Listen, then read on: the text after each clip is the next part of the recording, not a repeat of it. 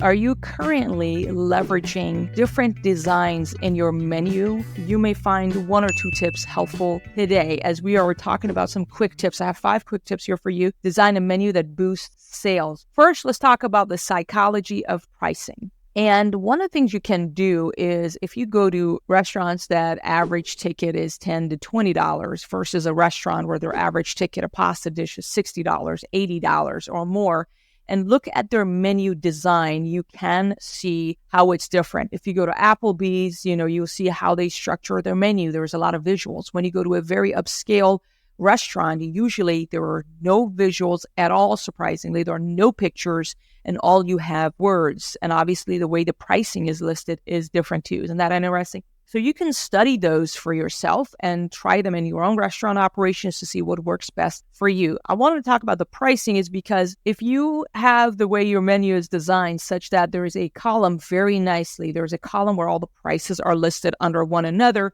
and you have like the descriptions kind of one another on there, and this very nice column on the right of that menu where all the prices are. So for example, imagine we have a dish that's seared duck breast with cherry glaze, and you come on the right, it says $29, or the price is right next to the description. So it just says seared duck breast with cherry glaze, $29, no dollar sign. Turns out if you just put the amount, which is $29 for this particular dish, right next to the title or the description, it's more likely for it to be perceived. Price will not be as much the focus as the dish itself, versus when you put the prices onto the further away from the description, you're bringing the attention a lot to the dish price. You want to make sure you don't do that. Again, that's something really common. If you go to more upscale restaurants, you see that clearly. They know what they're doing. So that's one thing maybe you can do. Also, don't put dollar signs on your menu. That's a psychological statistics out there. That's very commonly known in our industry for that. So if you're doing that, that's one tip you can take away.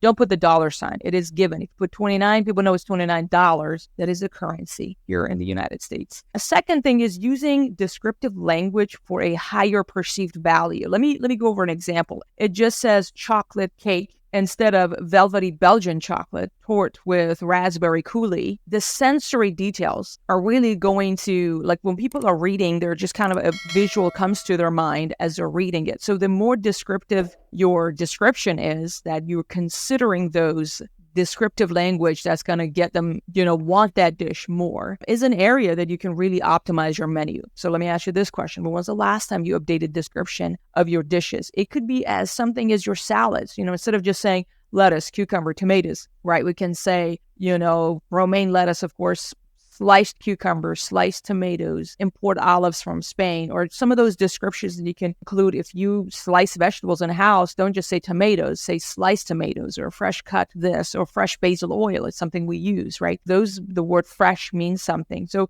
use a lot more descriptive language in the way you write your menu is another tip for you. Another very common thing is implementing strategic menu layout. This is really common in item placement. So what happens is you want to put more of a high profit items to the top right.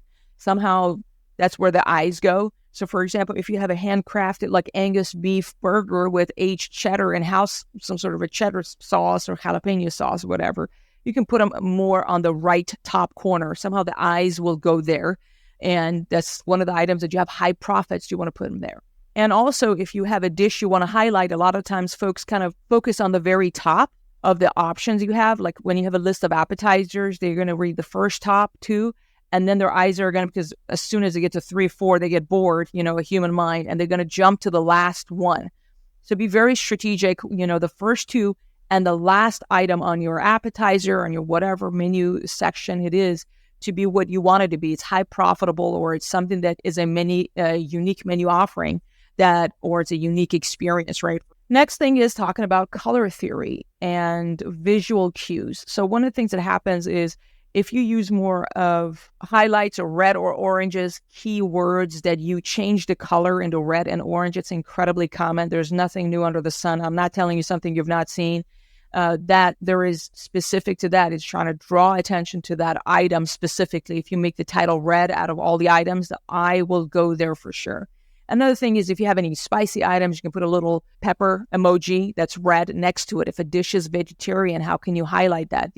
For those who are into that, they're able to see that very quickly. So incorporating more color theory could be beneficial in optimizing your menu. Last but not least, no matter all this issues we do with the design, to have an optimized menu, you do need to study and analyze your data, your past sales. You want to see what's selling, what's not selling. Within your 5 salads, what's your best seller salad and why that is, right? You analyzing your salads, you're analyzing your desserts, anything that you offer, appetizers. If something doesn't sell as much, simply remove it. If something involves a lot of prep, and, doesn't sell as much, simply remove it. So one of the things, for example, we had like banana peppers. Now, it involves no prep, but we weren't selling banana peppers as a topping in our pizzeria much, so we simply removed it. So if something doesn't sell, remove it. If customers complain, you're like, oh my God, I'm so sorry. You're absolutely right.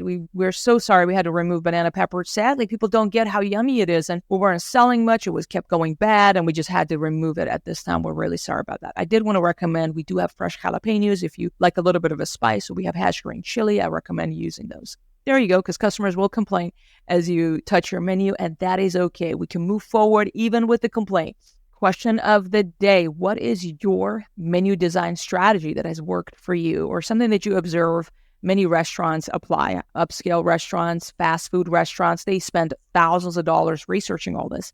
Comment below and let us know. If you've not subscribed to the show, be sure to do so you and I can stay in touch. And with that, let's get back to work and make some dough.